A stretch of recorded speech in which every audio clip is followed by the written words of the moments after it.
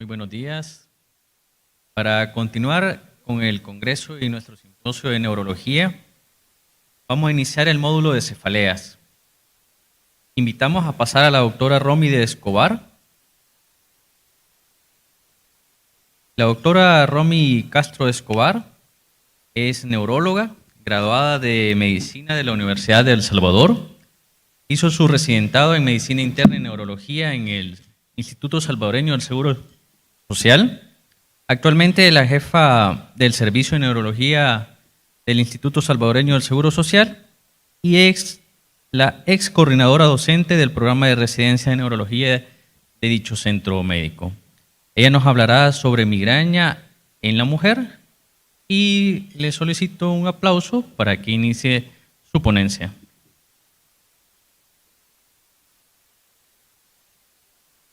Muchas gracias, doctor Rodríguez.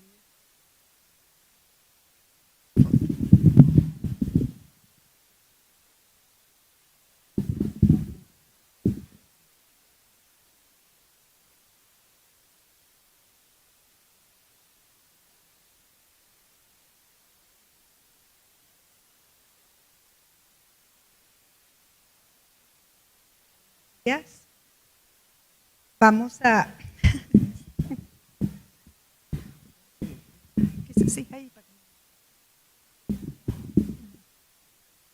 Vamos a dar inicio a esta charla que me ha encomendado Agnes, migraña en la mujer. Esta es un tema muy interesante, ya que hay una diferencia marcada entre lo que es la migraña en el hombre y en la mujer. Vemos cómo en la mujer la edad máxima de incidencia pues es un poco mayor que en el hombre. Su prevalencia, y esto es el motivo de esta charla, es en la edad reproductiva y que es mayor, por lo que hablábamos, después de la pubertad que en el hombre, y tiene una ligera ventaja sobre el hombre en que después de la menopausia, o arriba de los 60 años, mejora mucho más que en el hombre. En cambio, en el hombre tiene la desventaja que si padece de migraña, no va a cambiar durante toda su vida biológica. Y aún tiene menos mejoría después de los 60 años. Pero las mujeres tenemos la desventaja de que tenemos mayor días por año de discapacidad. Vemos que es la cuarta causa principal de discapacidad, o sea, días de discapacidad. Y las remisiones durante toda la etapa reproductiva pues son muy cortas. Las manifestaciones clínicas pues son lo mismo. Una migraña tiene los mismos criterios en el hombre que en la mujer, pero en la mujer tenemos algunas características importantes que vamos a ver. Al final de la vida reproductiva de toda mujer, aproximadamente el 40% habremos experimentado episodios de migraña. Como vimos, la migraña es 3 veces más común en las mujeres que en los hombres. Y una cuarta parte de las mujeres han tenido migraña, ¿verdad? O sea, tienen migraña. Por lo tanto, las mujeres tenemos más migraña que los hombres y no es mentira. La mayoría de centros en los que se mira dolores de cabeza, o sea, en las clínicas de cefalea, informan que el 85% de sus pacientes con migraña son mujeres y el 70% de las mujeres con migraña reportan una asociación con la menstruación, pero también un incremento de dolores durante 3 etapas importantes. Durante la uso del anticonceptivo durante el embarazo y en la perimenopausia. Entonces vamos a ver que la migraña está muy relacionada a la menstruación. Las mujeres reportan durante su periodo menstrual, reportan más síntomas. O sea, pueden ser más intensas o pueden tener más síntomas, vómito, la fotofobia, náuseas, o sea, lo reportan más frecuentemente durante el periodo menstrual. Pero también durante la pubertad, el embarazo y la perimenopausia, como habíamos mencionado. Los estrógenos y la progesterona ejercen efectos complejos sobre el sistema nervioso central y periférico y incluyendo lo que es el dolor, una variedad de funciones sensoriales, pero es que durante por ejemplo, la migraña, las mujeres tenemos más alergia a los olores, más sensibilidad a que nos toquen, que nos cae mal la gente más durante esos días, ¿verdad? Todo eso tiene que ver con los estrógenos. Y además con funciones del procesamiento afectivo durante estos días, debido a nuestras hormonas. O sea, que igual, ¿verdad? O sea, porque le dicen, andás con la regla, ¿verdad? Es probablemente cierto porque eso afecta nuestra parte emotiva. Y si además de eso tenemos dolor de cabeza, tenemos migraña, pues entonces los síntomas pues son más evidentes. Entonces las hormonas más estudiadas en cuanto a la migraña pues son los estrógenos. Pero no solo los estrógenos están involucrados, sino que también la progesterona, la testosterona, la oxitocina, la vasopresina. Pero los mayores estudios están sobre los estrógenos y va a ser de lo único que vamos a mencionar. Entonces, hay una hipótesis hormonal que es la que tiene mayor aceptación, pero les sé decir que no está totalmente dilucidado, que es realmente la causa por qué la migraña es más frecuente en la época reproductiva. Pero la hipótesis de abstinencia de estrógenos está basada en que los estrógenos suprimen el dolor al unirse a los receptores alfa y beta y que estos están relacionados con la vía trigeminal y que a través de los estrógenos estimulan esta vía suprimiendo la excitabilidad celular. Entonces los estrógenos también pueden aumentar lo que es la vasodilatación neurogénica y la regulación génica. Entonces, esta hipótesis dice que la caída de los estrógenos en la sangre desencadenan ataques de migraña y neuroinflamación estéril, ¿verdad? Aquí no estamos hablando de nada infeccioso, lo que eventualmente llevará a la sensibilización crónica que va a perpetuar el dolor en la menstruación. La caída de estrógenos, además, se ha visto que aumenta los niveles del péptido relacionado al gen de la calcitonina, responsable del dolor pulsátil que tiene la migraña y que también causa neuroinflamación y cambios neuroplásticos responsables de la sensibilización central. Entonces, ustedes saben de que con la toxina botulínica, que es un tratamiento para la migraña, actúa sobre este gen. Entonces, aquí se ha visto que los estrógenos sí tienen alguna relación con el dolor, ¿verdad? El aumento de la migraña durante la etapa reproductiva. Entonces, los niveles de estrógeno aumentan también, o sea, lo que es la depresión cortical, ¿verdad? Lo que se llama la depresión cortical de Leao, que está involucrada en lo que son las auras y el dolor. Entonces vemos cómo estos son sobre lo que las hipótesis hormonales en cómo los estrógenos son la caída, básicamente, la caída de los estrógenos que sucede durante el ciclo reproductivo de la mujer son los causantes de tener la mayor incidencia de migraña durante estas etapas. Entonces vemos esta gráfica muy bonita.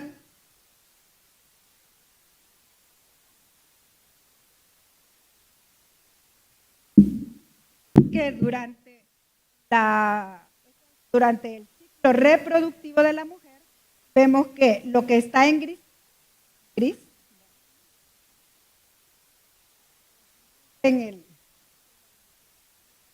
lo que está en gris nos está mostrando el incremento de las migrañas y las otras pues nos muestran las hormonas. Entonces vemos algo bien fácil. Durante la menstruación,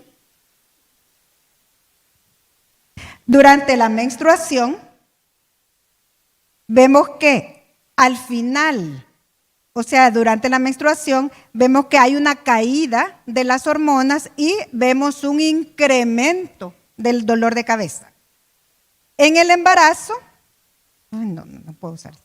En el embarazo vemos que como hay un incremento de hormonas, pero hay una mejoría del dolor de cabeza durante el embarazo, de las migrañas, pero al final, en el parto y en el posparto inmediato, vemos una caída abrupta de las hormonas y hay un incremento en el dolor de cabeza.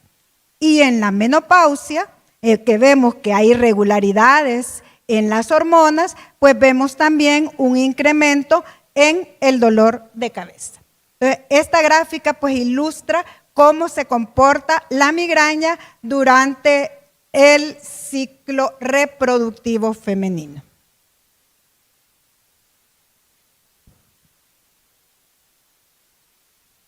Entonces vamos a hablar sobre lo que es la migraña y la menstruación. Al final de la menopausia, como mencionábamos previamente, el 40% de las mujeres habrán tenido migraña. Pero los ataques de migraña asociados a la menstruación, ¿verdad?, son 4 veces más probables de ser más sintomáticos, de ser más intensos o resistentes a los analgésicos. Entre el 18 y el 25% de las mujeres con migraña experimentan estos episodios intensos durante la menstruación, pero puede ser antes, durante y después. O sea, para llamarse migraña relacionada con la menstruación, ¿verdad?, son aquellos ataques que se presentan antes, durante o inmediatamente después de la menstruación. Entonces, en una comparación que se ha hecho de los pacientes que tienen migraña con las que no tienen, se ha visto que las mujeres que tienen migraña tienen una disminución más rápida, ¿verdad?, del estrógeno en la fase lútea tardía. Por lo tanto, ¿verdad?, esto comprobaría la teoría que los estrógenos son un marcador de vulnerabilidad para la migraña en las mujeres.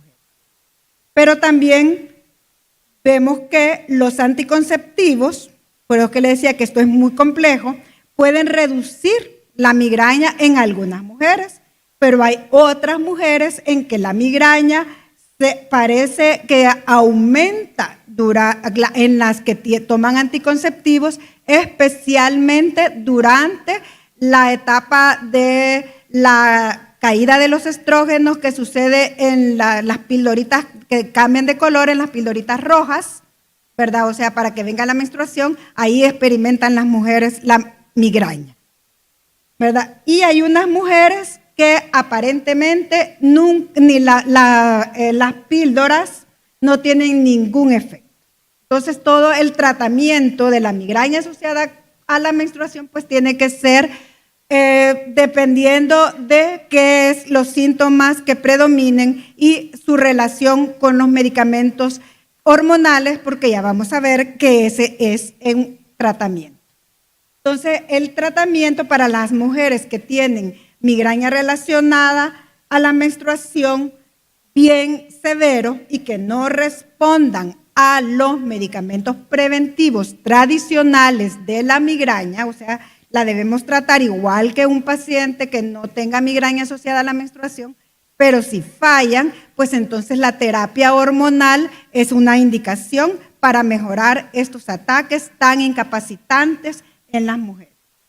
Se sugiere que se use, o sea, la mayoría de estudios proponen que sea una terapia hormonal transdérmica, ¿verdad? O sea, en parches de la dosis más baja, aplicada durante 7 días, comenzando con en el 10º día después de la ovulación hasta el 2º día del sangrado menstrual.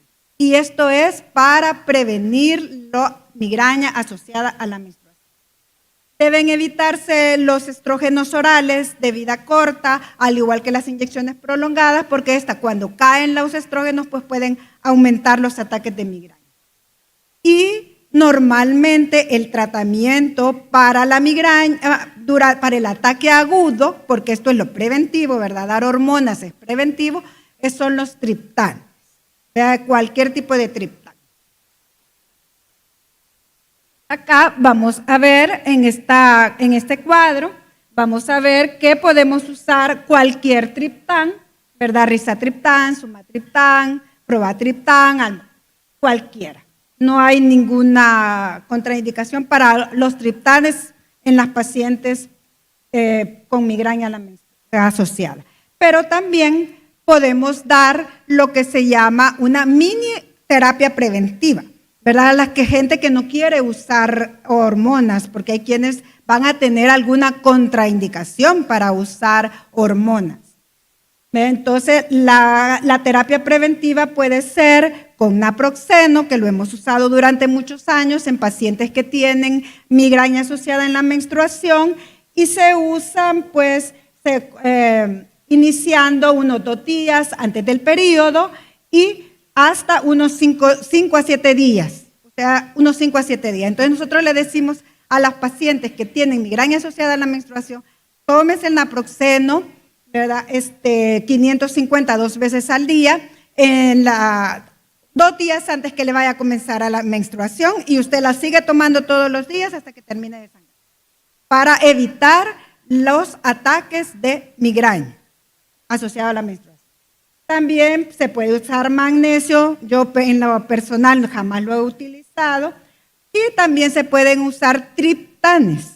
O sea, el más indicado, según este artículo, que es una revisión, es el frobatriptán, ¿verdad? Que tiene una duración larga y que igual se va a utilizar 2 días antes y se termina 3 días antes de la menstruación, o sea, durante la menstruación, unos 5 días. Utilizando a diario, y aunque no tenga dolor de cabeza, ¿verdad? Usted hay que tomarlo cuando se tiene migraña asociada a la menstruación, al igual que solmitriptán, o sea, puede ser cualquier triptán. El problema con esto es que la FDA no los ha aprobado para esto, pero la Academia Americana de Cefalea pues los propone, ¿verdad? Lo propone que puede ser de utilidad. La mayoría de nosotros usamos un AINE, usamos naproxeno, pero en pacientes que tampoco responden a eso, pues entonces podríamos usar también un triptán, no hay ningún problema.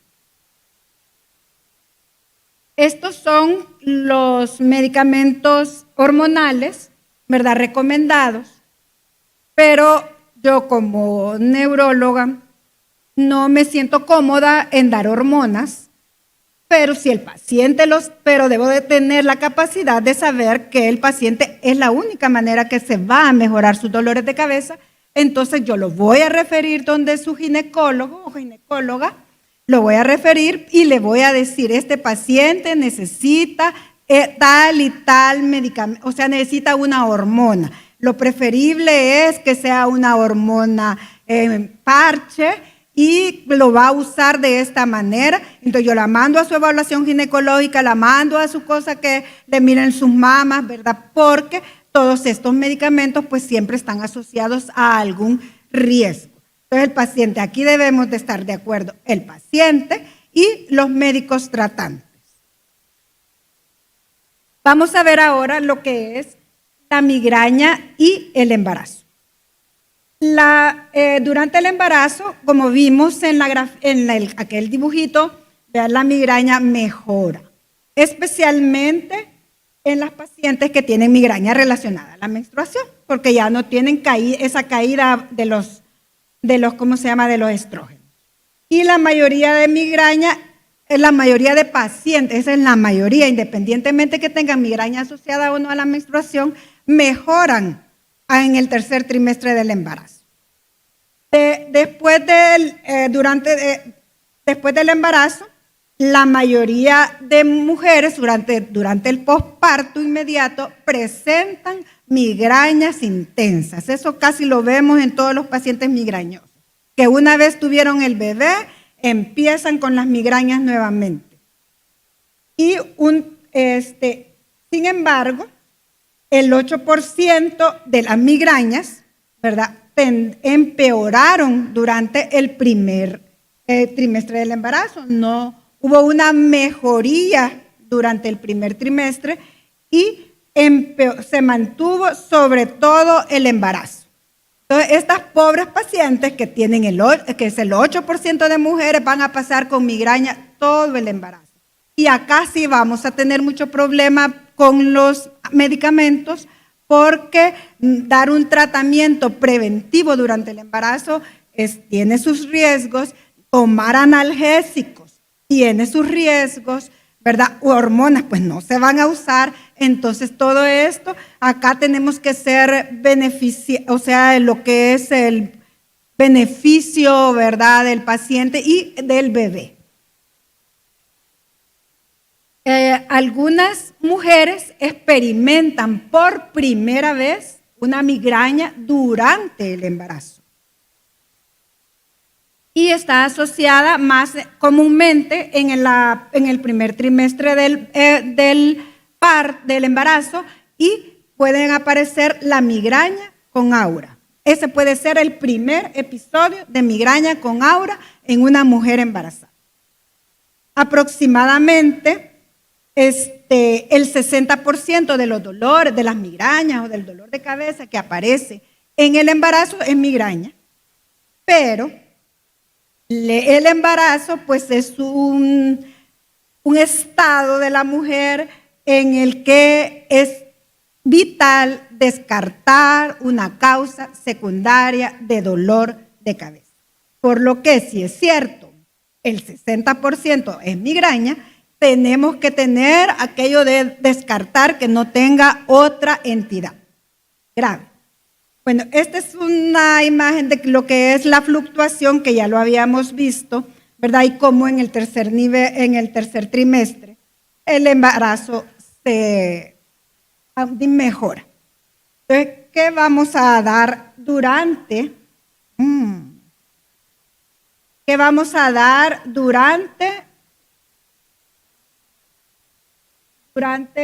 el embarazo? Bueno, voy a hablar primero de la lactancia. El tratamiento de la migraña durante la lactancia, casi todos los medicamentos van a aparecer en la leche materna. Y si la mujer quiere lactar, pues debemos de preguntarle, ¿verdad? Los medicamentos que son tóxicos están contraindicados, pero si la dosis en el bebé no supera el 1%, el 10% de la madre, no va a pasar al bebé. Entonces, este es un límite arbitrario y le podemos dar analgésicos o preventivos durante la lactancia. El sumatriptán se ha visto que tiene mínimos hallazgos en los lactantes, por lo tanto, su uso en la lactancia no está contraindicado. Entonces, nosotros podemos darle a esas mujeres que sufren migraña posparto un sumatriptán, un triptán. Por el contrario, el rizatriptán no, entonces sumatriptán, que es lo que más tenemos. Y la prevención en la migraña en el lactante es un poquito difícil porque no es solo darle medicamentos, sino que él no duerme bien, no se alimenta adecuadamente, ¿verdad? Es difícil, está cansada y todo eso. Pero debemos de ver que podemos hacer algo. Entonces, con este cuadro es lo que vamos a ver, que durante el embarazo, ¿verdad? Los analgésicos permitidos, ¿verdad? Acetaminofén, los triptanes, específicamente sumatriptán, pueden usarse con precaución en el embarazo si la migraña es severa. Así, nos falla al analgésico, al acetaminofén, entonces podemos usar un triptán, aunque, ¿verdad? Es más seguro durante la primera. Recuerden que como va a mejorar al final de la menstruación, casi todos los analgésicos, los AINES, deben de suspenderse en el último trimestre. Podemos usar también metoclopramida, realmente ya no lo usamos mucho por los efectos que le puede dar disquinesias, pero sí es útil, ¿verdad? Ergotamina contraindicado en cualquier etapa del embarazo, ¿verdad? Los triptanes, como decíamos, el sumatriptán, y en aquellas pacientes en que su migraña es demasiado intensa, pues lo que le vamos a dar, pues podríamos usar propranolol, que veo yo que no es seguro, tiene sus problemas, ¿verdad? Pero en pacientes que están sufriendo una migraña incapacitante, ¿verdad? Entonces sí debemos. Y lo otro que podemos usar son esteroides en dosis cortas, ¿verdad? En dosis cortas, y siempre tener en cuenta que al final del embarazo pues no se lo vamos a dar porque le va a dar una supresión adrenal al bebé. En la lactancia, ustedes miran no sé si derecha o izquierda, derecha, pues la mayoría de medicamentos pues son seguros, excepto la ergotamina, ¿verdad? Que no lo debemos usar, pues ni tampoco le vamos a dar, ¿cómo se llama? Verapamilo. Nosotros no usamos valproato realmente en mujeres embarazadas ni lactantes, pero se puede utilizar según eso. Dice que es seguro, pero realmente no lo usa. Entonces vemos que la migraña, en el tratamiento de la migraña en el embarazo y en el posparto, pues vamos a tener los analgésicos que ya habíamos mencionado, pero a los pacientes debemos recomendarle más algo. Este es un artículo muy bonito, se lo recomiendo, ahí está la bibliografía, que lo lean, en que la actividad física durante el embarazo es muy efectiva para la mejoría de la migraña. ¿Verdad? Actividad física, relajación, yoga, todo aquello que le sirva a la mujer para relajarse y mantenerse en armonía con el universo en una etapa tan importante de su vida, le va a ayudar a mejorar la migraña. Por último, vamos a ver la migraña en el ciclo final reproductivo, durante la perimenopausia. ¿Verdad? Esta acá, como sabemos, ¿verdad? Hay muchas fluctuaciones hormonales y entre el 8 y el 13% de las mujeres informan que su primer ataque de migraña va a aparecer en esa época. Pero la mayoría de mujeres van a tener mejoría después de la menopausia. Hay algunas mujeres en que la perimenopausia, o sea, el inicio, cuando están esas fluctuaciones, son más intensos y contribuyen muchas cosas, el sueño, los dolores, que los hijos se van, un montón de causas para esto.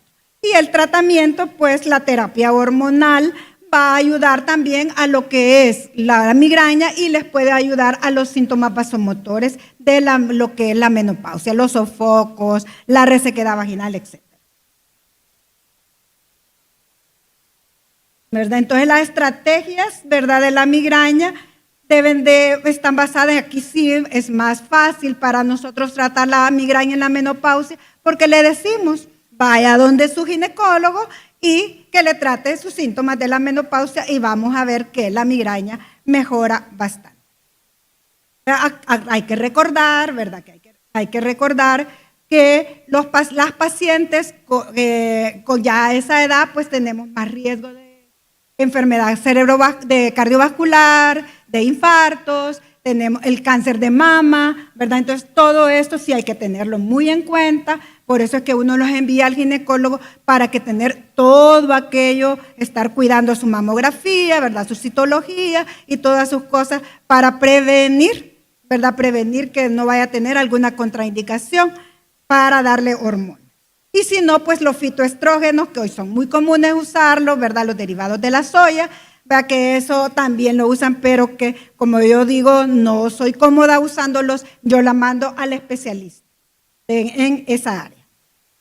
Para terminar, así en un minuto, un caso clínico interesante, nada más, no es un caso clínico de Perú, no es de nosotros, pero es una mujer de 34 años que tenía antecedentes de migraña, ¿verdad? Desde los 11 a los 20 años, que tenía un aura, ¿verdad? Con hormigueo, visión zigzagueante, que le duraba 5 minutos, que le dejaba un escotoma, que era intensa, que durante su embarazo tuvo un embarazo normal, pero 8 días después del parto comenzó con una cefalea pulsátil, frontal, izquierda, y tuvo una hemianopsia homónima derecha, ¿verdad? Una exploración del paciente reveló una maurosis bilateral con las pupilas reactivas, pero al segundo día ella presenta una crisis tónico-clónica generalizada, no tuvo nada más, ¿verdad? Se dio con diazepam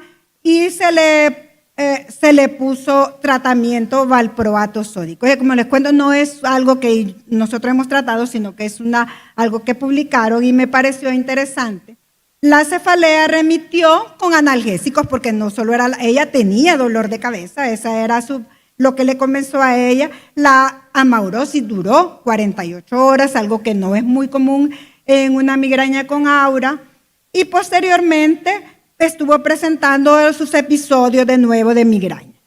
Entonces la resonancia, una panangiografía, un líquido cefalorraquídeo, todos los exámenes que a ustedes se le ocurrieron hacer a una mujer que convulsionó en el posparto, ¿verdad? Entonces fueron completamente normales.